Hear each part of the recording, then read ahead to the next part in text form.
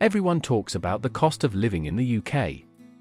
But what about the earning side of the equation? How much do people actually make? Not what job ads promise, what really lands in people's bank accounts after tax. Today, we're breaking it down. Because the gap between what people earn and what they need might surprise you. Here's a question most Brits won't ask out loud: how much do you earn? It's considered rude, intrusive, the kind of thing you just don't talk about at dinner parties. But that silence creates a problem. People have no idea if they're being paid fairly. And without context, it's hard to know if you're underpaid, overpaid, or just average. So let's talk numbers. Real numbers. Not aspirational LinkedIn salaries or what CEOs make, but what teachers, nurses, engineers, retail workers, and everyone in between actually take home.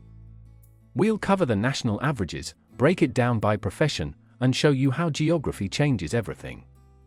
Because earning £30,000 means something very different in London than it does in Liverpool. The national average, what's a normal?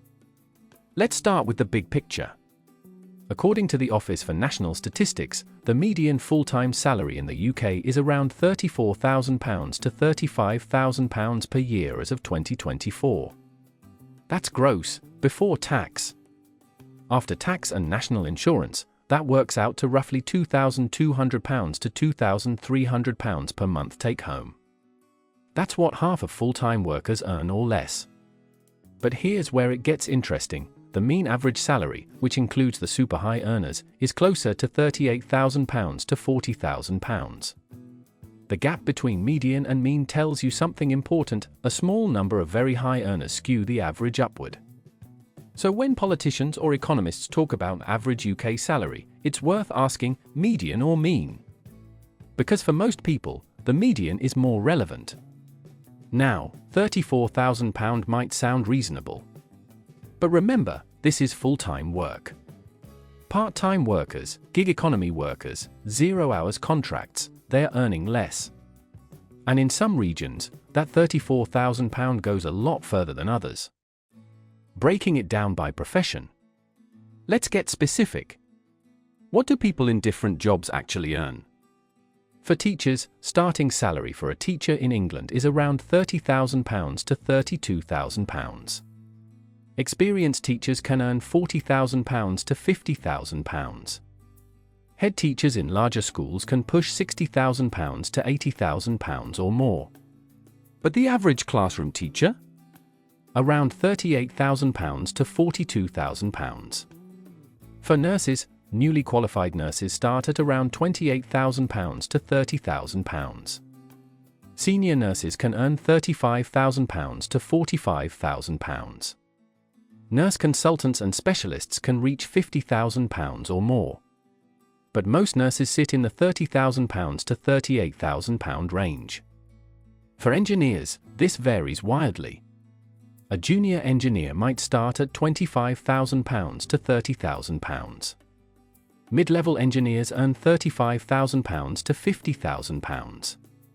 Senior engineers, especially in software or oil and gas, can earn £60,000 to £90,000 or more. For retail workers, minimum wage for someone over 21 is £11.44 per hour as of 2024. That's roughly £22,000 to £23,000 per year full-time. Retail managers earn more, around £25,000 to £35,000 depending on the chain. For tradespeople, plumbers, electricians, builders, this is where it gets interesting. Experienced tradespeople can earn £35,000 to £50,000, sometimes more if they're self-employed and in demand. It's one of the few sectors where you can out-earn graduates without a university degree. In finance and tech, junior roles start around £30,000 to £40,000. But senior roles in London, investment banking, software engineering, data science, can easily hit £70,000 to £100,000 or more. This is where the wealth concentration happens. The London factor. Now let's talk about the elephant in the room, London. Salaries in London are higher. On average, about 20% to 30% higher than the rest of the UK. A teacher in London might earn £38,000 to £40,000 starting out, compared to £30,000 elsewhere. A software engineer in London could earn £60,000 where the same role in Manchester pays £45,000. Sounds great, right? Except rent in London is also 50% to 100% higher. Transport costs more. Everything costs more. So while Londoners earn more on paper, their purchasing power is often lower. A £50,000 salary in London might leave you with less disposable income than a £35,000 salary in Newcastle. This creates a strange dynamic. People move to London for higher salaries, then realize they're not actually getting ahead. They're just paying more to live in a more expensive place. Outside London, cities like Manchester, Birmingham, and Edinburgh offer a better balance, decent salaries with lower living costs. That's why so many young professionals are leaving London. The math just doesn't work anymore unless you're earning significantly above average. The tax reality, what you actually take home. Let's talk about what happens to your salary once the government takes its cut. The UK has a progressive tax system. Here's how it works. You don't pay tax on the first £12,570 you earn. That's your personal allowance.